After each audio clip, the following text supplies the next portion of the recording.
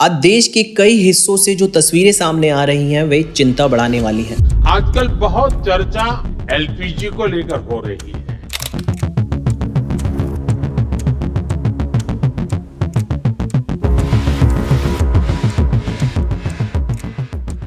जगह जगह गैस एजेंसियों के बाहर लंबी लंबी कतारें लगी हुई हैं और लोग एलपीजी सिलेंडर के लिए घंटों इंतजार कर रहे हैं। इसके पीछे की जो सबसे बड़ी वजह है वह भारत की ऊर्जा सप्लाई चेन है।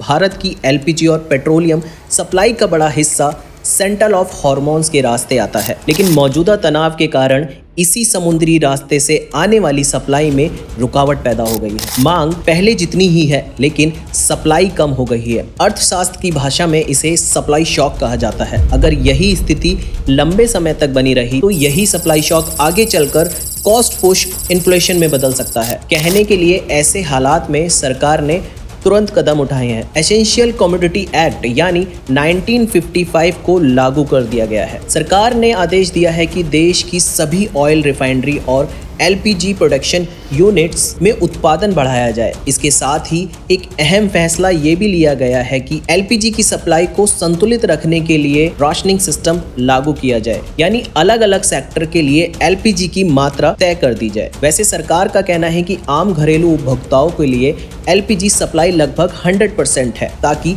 आम लोगों को परेशानी ना हो। लेकिन अगर जमीनी हकीकत देखें तो कई जगह की जो तस्वीरें सामने आ रही हैं वे चौंकाने वाली हैं। पूरे देश में एलपीजी गैस जिसे हम बोलते हैं, इसकी देश में भारी किल्लत हो गई है। सुबह 7 बजे से खड़े भैया यहाँ पे खाने के लिए बच्चों के लिए वो नहीं दे दो भैया, बहुत सुबह से खड़ी हूँ मैं। घर पे चूल्हा जल जाए वही बहुत स्टॉक क्या करेंगे हम। अभी तो सिलेंडर ले जा रहे हैं, आज रात का खाना कैसे खाएंगे वो सोच रहे हैं अभी हम। गैस एजेंसियों के बाहर लगी लंबी कतारें और लोगों की परेशानी यह दिखाती है कि व्यवस्था अभी भी पूरी तरह सामान्य नहीं हो पाई है। और यहीं से एक बड़ा सवाल भी उठता है, अगर जमाखोरी हो रही है तो उसे पहले से कार्रवाई क्यों नहीं की गई? सरकार का यह कदम संकट के समय में ही क्यों उठाए जाते हैं? दरअसल यही वह सवाल है जो बार बार हमारे सिस्टम को हमारे सामने खड़ा कर देता है। क्या हमें हमेशा संकट सामने आने का इंतजार करना पड़ेगा? क्यों ऐसी व्यवस्थाओं पर हम पहले से काम नहीं कर पाते हैं ताकि आम लोगों को मुसीबत का सामना ना करना पड़े? ये सबसे बड़ा सवाल आज भी सरकार के सामने ऐसे ही खड़ा है।